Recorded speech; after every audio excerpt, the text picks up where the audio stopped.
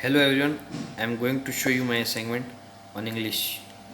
Uh, so let's start. Before starting, I would like to give you some introduction about me. I am a student of Montfort School Ambikapur. There I am studying in class 10 standard. My name is Vivek Kumar Gupta and my topic is the trees. This has this assignment is made under the guidance of Mandeep ma'am, who is our English teacher. Okay, so in the trees poem, in the first stanza, let we see the trees. The first stanza is the trees inside are moving out into the forest. The forest that was empty all these days, where no bird could sit, no insect hide, no sun bury its feet in shadow. The forest that was empty all these nights will be full of trees by morning. Okay, let's see the explanation of this poem. Here the speaker says, here speaker means the poet. So the speaker of the poem observed that the trees in his house are moving outside into the forest, uh, which has been empty for a long time. It is important to understand that the trees are actually not moving, but it has been used as an imaginary by the poet to show the destroyed forest uh, and the false nature that humans have tried to keep in their houses. Since the forest outside was empty, no birds could sit on the branches of the trees, no insect could hide in the trees, and sunlight could never disappear under the shadow of the trees. So the speaker feels that the empty forest will be full of tree by the next morning.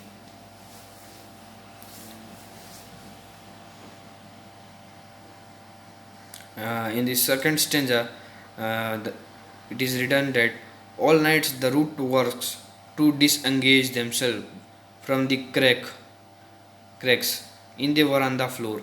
The leaves strains towards the glass. Small twigs leaf and excretion. Long cramped bough is shoving under the roof, like newly discharged patient, half dazed, moving to the clinic doors. Let's see the explanation of this para or stanza. We can say that it seems like the trees work silently in the nights in order to complete their mission of getting free from the boundaries of the house. Therefore, they work all the night to free themselves through the crack of the veranda floor.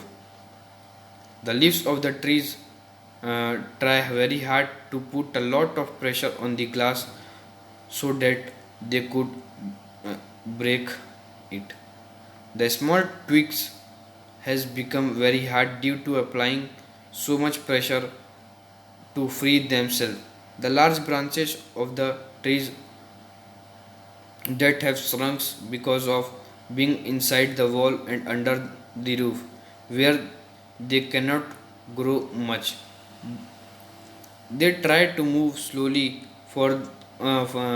from there and look likely newly discharged patient from a hospital who became half shocked on coming to the outside world. Uh, Now, in the third stanza, let me see what is it. In I sit inside door open to the veranda, writing long letter in which I scarcely mention the departure of the forest from the house. The night is fresh, the whole moon shines in the sky, still open. The smell of leaves and lichens still reaches like a voice into the room. In this stanza, poet says that, or we can say that the speakers who says that, uh, who could be the poet herself sit in her house, writing long letter, the door of which open to the veranda. She hardly mentioned in her letter about the trees that are moving out of the empty forest. If the long moon night where the moon is shining in the open sky and the night is very fresh, the poet can smell the leaves and lichens coming from the trees that reaches like her like a voice. Here, at last paragraph, let me see what the poet says. My head is full of whisper, which tomorrow will be silent. Listen, the glass is breaking. The trees are stumbling forward into the night. Winds rush to meet them. The moon is broken like a mirror. It pieces flesh now in the crown of the tallest oak. So let's see the explanation of this paragraph. Here the speaker says that the speaker listened to the sound coming from the leaves and lichens of the trees. This sound will not be there in the morning, as the trees will move out of the forest in the night and will not be in the house by morning. Now the speaker can hear the glass breaking due to effort of the twigs. As the glass breaks, the trees hurry outside, and in doing so, they fall on each other and get stuck at different places. Uh, as the tree go in the open, it seems like the in wind is moving fast towards them to meet them. The tail trees can finally stand straight as they are free. They are so told that they have broken the moon into the piece of like a mirror, like a broken mirror.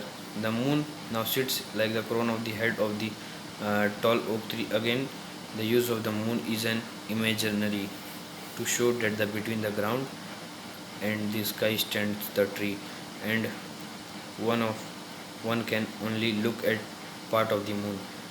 And now the full moons from under the tree. Okay, then thank you to everyone. Have a